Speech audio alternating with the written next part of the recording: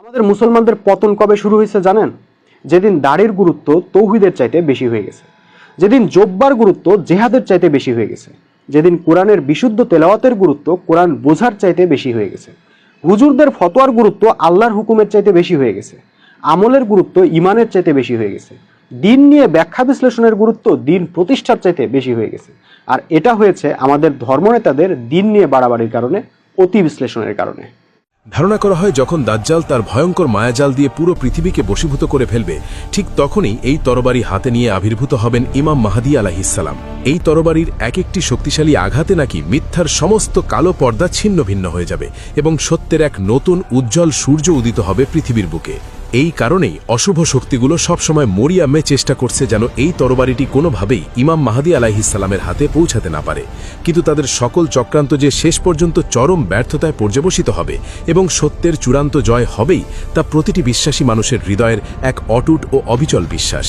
এই তরবারির নির্মাণশৈলী এবং এর চারপাশের রহস্যময় আভা নিয়ে এমন কিছু কল্পকাহিনী প্রচলিত রয়েছে যা আধুনিক বিজ্ঞানীদেরও নতুন করে ভাবিয়ে তুলছে। অনেক গবেষক ধারণা করেন যে এই ঐশ্বরিক অস্ত্রটির গায়ে অজানা কোনো ভাষায় এমন কিছু স্বর্গীয় মন্ত্র খোদাই করা থাকতে পারে যা একে আক্ষরিক অর্থেই অজেয় করে তুলেছে। বলা হয়ে থাকে এই বিশেষ তরবারির ধার এতটাই সূক্ষ্ম এবং ভয়ঙ্কর যে এটি যে কোনো কঠিনতম বর্ম বা ধাতব বস্তুকে মাখনের মতো অনায়াসে কেটে ফেলতে সক্ষম। আরও বিস্ময়কর ব্যাপার হলো, অনেকেই গভীরভাবে বিশ্বাস করেন যে ফেরেশতাদের এক বিশেষ দল এই অস্ত্রের পবিত্রতা এবং ক্ষমতা রক্ষায় অদৃশ্য পাহারাদার হিসাবে নিযুক্ত রয়েছেন। ঠিক এই কারণেই হাজারো অত্যাধুনিক স্যাটেলাইট এবং প্রযুক্তি ব্যবহার করেও এখনও পর্যন্ত কেউ এই তরবারির সঠিক অবস্থান নিশ্চিতভাবে শনাক্ত করতে পারেনি বলে মনে করা হয়। পশ্চিমা বিশ্বের কিছু গোপন নথিপত্র এবং ছায়া সরকারগুলোর গতিবিধি বিশ্লেষণ করলে দেখা যায় তারা এই আসন্ন মহাবিপদ সম্পর্কে আগে থেকেই বেশ ভালোভাবে অবগত রয়েছে। অনেকেই ধারণা করছেন এই অজেয় তরবারির সম্ভাব্য আক্রমণ থেকে বাঁচার জন্যই হয়তো বিশ্বের বড় বড় নেতারা মাটির নিচে কোটি কোটি ডলার ব্যয়ে গোপন বাংকার তৈরি করছেন।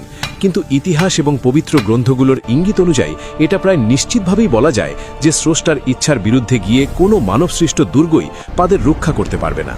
যখন ইমাম মাহদী আলাইহিসসালাম এই ঐশ্বরিক তরবারি হাতে নিয়ে ময়দানে অবতীর্ণ হবেন, তখন তাবৎ দুনিয়ার সকল অসত্য এবং ষড়যন্ত্র তাসের ঘরের মতো ভেঙে পড়বে।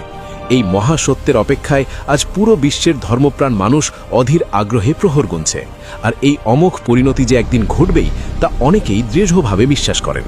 পৃথিবীর বেশ কয়েকটি দেশের শক্তিশালী গোয়েন্দা সংস্থা নাকি বহু বছর ধরে এই রহস্যময় তরবারির ওপর তীক্ষ্ণ নজর রাখছে বলে অনেক বিশ্লেষক ধারণা করেন।